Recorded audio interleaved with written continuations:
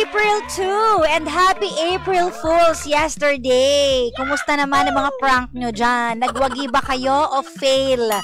Yan ang dapat tanungin. Yearly na lang, no? Oo, may nakita nga ako. Binrake daw siya ng jowa niya. So, akala daw niya, prank lang kasi April 1 siya binrake. April Fools kasi yun eh. Kaso totoo pala, aray ko.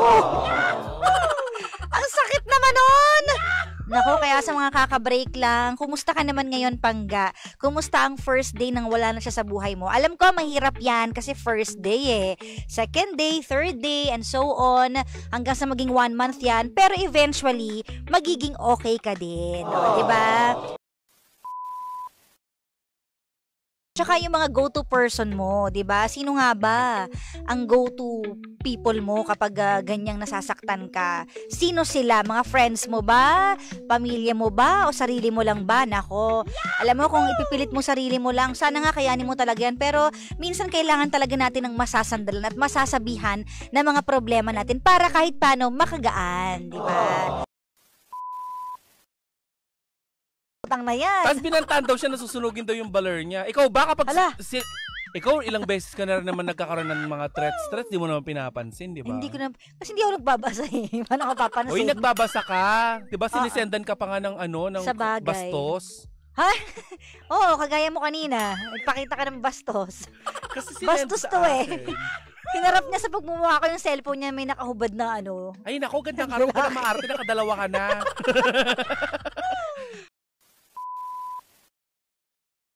Because you already have 2 kids. Ibig sabihin, kailangan mahilig akong tumingin ng nakahubad. Ganun? Yes! Anong yes? Kailangan i-portray mo ang pagiging masarap na mami. Hindi ako yon, si Mami Oni lang yon. Ah, talaga? So, ano kang klase ng mami? Ano klaseng mami ka? Maming tuyot. Alam mo, nagiging bastos ako pag ikaw kasama ko. Kaya palang hilig mo ng manggang, dried mango. Ayun, dried mango. Kasi parang kang dried kiwi. Naubos natin yung mga binigay ni Mami Olet, Diyos no? ko, nagpapalinig si gandang Kara, diligan nyo na. Hindi, doon sa dried mangoes lang, grabe siya. Alam mo, depende kung andun na ako sa sitwasyon. Kasi hindi mo masasabi yun hanggat di mo naranasan. So, magkwento ako. Grabe. Ay, anak ko na naman. Wala naman tutukan ng ganyan. Pero wala alam nga, mo, pero may mga pinaglalabang. Kasi, na-experience ko na yan dati, na against sa akin. Oh. Inano ko talagang hindi ko kayang ipaglaban na yung ganun eh. Dahil I was so young back then. Wow. And then, hindi ko na kinaya kasi parang pati family ko, sinusulatan na nila. No, you speak in English. Even your family. My family. Yeah. Basta yun. So, parang nagugulo na yung pamilya ko. Gusto ko ng tahimik na buhay. So, quietly, nag-fade din ako. Ikaw ba nakakalimot ka sa mundo kapag may jowa ka? Nakakalimot sa mundo? I mean, siya yung mundo mo? Somehow. Parang ganun talaga ako eh. Oo, di ba? Ganun talaga ako magmahal. Pero hindi mo nakakalimutan ng pamilya. Oo naman. Ako kasi, talaga nagpapakalayo-layo ako. Oo. Para panindigan yung pinili mo. Oo. Minsan, gano'ng kalayo? 7 years ata yung wala akong paramdam sa family. Pero, is it because of love? O choice mo lang? It's because of, of my love. At the same time, para nang sa ganun, wala akong marinig both sides. Kumbaga naalala ko lang dahil binanggit mo, ganun siya dati talaga nagpo-post. Lahat naman ng kaibigan ko, pero ilan lang naman ang friends ko kasi bilang sa daliri. So, kasi nga wala nang iba. Hindi naman wala. May mga kaibigan ako na hindi ko lang nakakausap, pero doesn't mean na nag-close doors na tayo. Hindi naman ganun. Talaga? Oo. Love mo pa rin sila? Oo naman. Okay, let's move on. Okay. Kailangan mo lang magpakatotoo. Tama. Diba? Para magustuhan ka ng pamilya. Ikaw? Nagpapakatotoo ako. Sobra nga diba? Sobrang totoo. Minsan napapahamak na din tayo. Kaya minsan no comment na lang. Anyways. Ayan. Pinagtanggol din siya ni Papa Jackson. Ano yun? Nung napakaraming issue. Oo, that was so long ago na yan. Talaga, Mga pinagtanggol ka? nangyari. Hindi, yung totoo.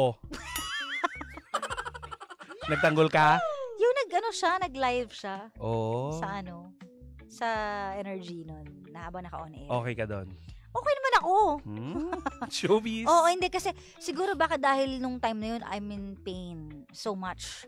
So parang iba talaga, ayoko nang balikan siya, ganun. Yung My moments gosh. na yan.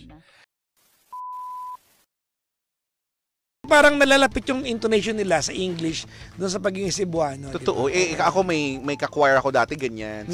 Si ate na gusto namin nag-i-English siya. Kasi ang Parang sarap pakinggan. Sabi namin, mag-English ka na lang. Kasi Oo. nga, ang sarap mong pakinggan pag nag-English. Ang sarap mong pakinggan. Sorry, parang, no way! Brother, come here! Ay mo naman kinanta. Ay, sorry. Patsipa. Madaming natuwa sa patsipa natin, ha? Ang daming nag-aabang kaya daw yung Oo. susunod na upload. Sabi ko, di pa nga kami nagsushoot, upload kagad. Oo, pero gagawin Antayin namin nyo. yan. Ang plano po ay once a month. Oo, Pero antayin- baka madadalas tayo. Antayin nyo, ha? Oo, baka madadalas. Oo.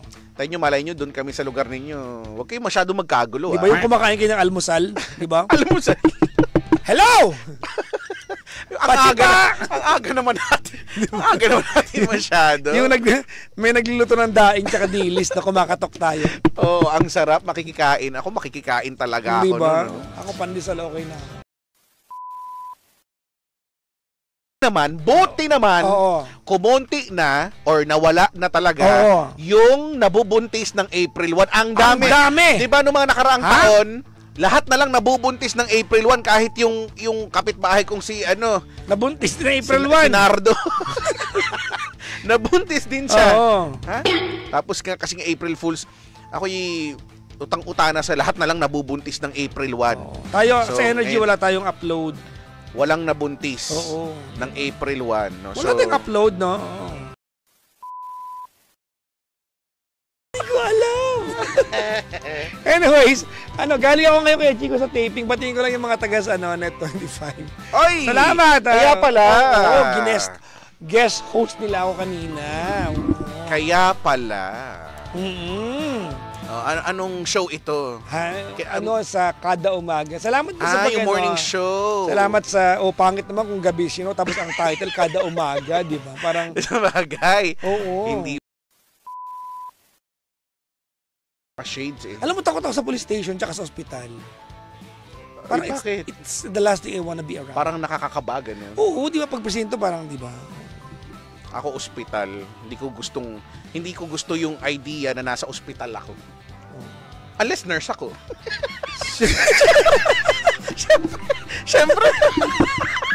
Siyempre, di ba? Unless nurse ako, doktor ako. Siyempre, parang dapat gusto ko yun, di ba? Pero, alam mo yan, nung tumodo yung migraine ko, sa neurologist na ako nagpa-check up. Ano sabi nila sa'yo? Sabi nila, Ang laki ng utak mo, mapag-isip ka, gano'n. sabi nila, sabi nila, Ano kayo may ganun doktor, no? Dok, masakit po ulo ko, Dok, eh. na paano ka? Sabi sa akin, hindi, Yan, di ba sasabihin mo pa, inuuto mo pa yung sarili mo, sige, mga tatlo lang. Mga maya, mga 5 minutes. Parang yung thumb mo para automatic nag-scroll. Di ba? Tapos, mararamdaman mo na lang, nakalaban mo na sarili mo. Kasi kunyari ako ganyan, Oo. tapos may kailangan Sino ako. nanalo nung naglaban kayo sa sarili mo? Yung ako din. Yung sarili ko din. Korean ba yan? Kuya Chico? Yan ay K-drama. Korean Yes, drama. K-drama yan that talks about 4 generations of lifestyle. 4 generations of life. Yun talaga yung niya eh. Pag napanood mo siya, hindi talaga yung love story yung niya. Makaka-relate ka kasi batang 90s ka naman. Yung kahit na Korean setting, alam mo kung paano nangyari ang mga bagay-bagay dati kumpara now. Diba? When life gives you... para nakikita ko nga yan. Diba? When life gives Gives you tangerines, Diba? hindi lemon. Na feeling ko, walang kinalam yung title na yan dun sa kabuuan nung... Kaya nga kasi iniisip ko, bakit nga ba? Pintas siya. Iba siya sa orange eh. Ano nga yung tanim ni Cara sa farm niya? Iba siya sa poncan eh, di ba? Ano yan? Iba yung orange. Dalandan. Di ba ang dalandan ay tangerine? Yun Di ba yun? Oo, ang dalandan ay tangerine. Talaga? Hindi ako sure. Hindi ko kasi alam Kasi eh. kailangan sabihin pang talaga. Yung mata mo parang ano eh. Hindi ko alam, nagtatanong lang ako. Na side eye mo ako eh. Pero ang sarap tuloy niyan, dalandan juice. Ano ko pag season ng pag season ng panin ni Cara. Madaming dalandan. Makakahingi ka sa tiklis sa kanya. Tangerine. Oo, ewan ko lang kung ibebentahan ka niya kasi alam mo naman si Cara, negosyo ang lahat ng bagay. Hindi, manghihingi lang tayo. Mangbuburao tayo. Binibigyan niya ako marami dati. Ako kasi kay Chico, hindi ako mahilig sa kahit anong maasim. Period. I don't really eat pineapple. I don't really eat oranges. Hello, pineapple. Kasi, I have a pen. Hindi. Kasi, madali ako yung tawag doon, acidic kasi ako. Mamamaga mata mo. Nako, yung huling-huling pagkakataon nag-ready si kay Chico ng tissue, hindi na maga yung, hindi yung mata na maga. Pero nag-ready siya ng tissue. Nag-ready ako. Naubos. Hindi mata yung namaga. Gusto, alam niyo ba kung ano yung namaga? Hindi. Yun hindi lang. Talaga. Oh. Si Mega Mall, hindi man ako naiyak, sabi ko. Parang yan, kagabi, naku, i-reveal ko na naman ito. Nagpa kami ni Gandang Cara. Nagpa foot massage. Massage. Ako nag-aya talaga. Nag-foot massage. Di ba kasi nung nag-Vietnam kami, hello! You want po massage? Foot sapa! Foot sapa? Sa paisi. Oo, ganon. Ngayon, tama, sa paisi. Ngayon, niyaya ko siya, talagang magpa-foot massage tayo. Kasi ako, hindi ko gusto talaga ng body massage. Okay. Naiinip ako. Hindi, naiinip ako. Meron kami pinuntahan, tapos sobrang hype up, hindi ko na sabihin na kasi. Sobrang hype up nung yung online presence niya. Nagpunta kami, wala naman, sakto lang. Wala rin, oo. Parang sa akin, parang gastos. Pero, nung kami ni Gandang Cara, nag-Vietnam kami. Yung foot massage doon. Diyos ko kaya Chico. Doon, every corner may foot sapa. Buti wala kang kiliti sa paa kasi iba ganyan. Ang galing nila doon. Hahagurin talaga nila. Sa paa lang talaga? Oo, mapapaigtad ka talaga. Oo, napakislot talaga ako talaga. Paa lang, kasama binte? Depende kung anong gusto mo. So, yun lang gusto ko lagi. Kasama hita? Depende kung saan mo gustong pa-massage. Kasama madadanggol yung... Pwede rin. Madadanggol yung namuna mo.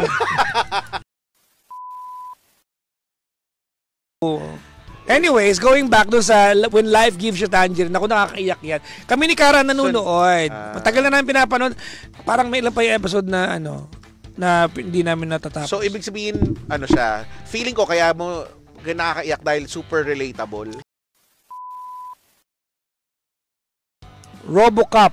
Naku, ikaw ba gusto maging Robogay? Mangpupukol ka ng makeup kit, di ba? Shoulder bag. Yun yung superpower mo, no? Etong sa'yo! Shining blush on! With gold glitters! Ganon no? Ang social. Oo.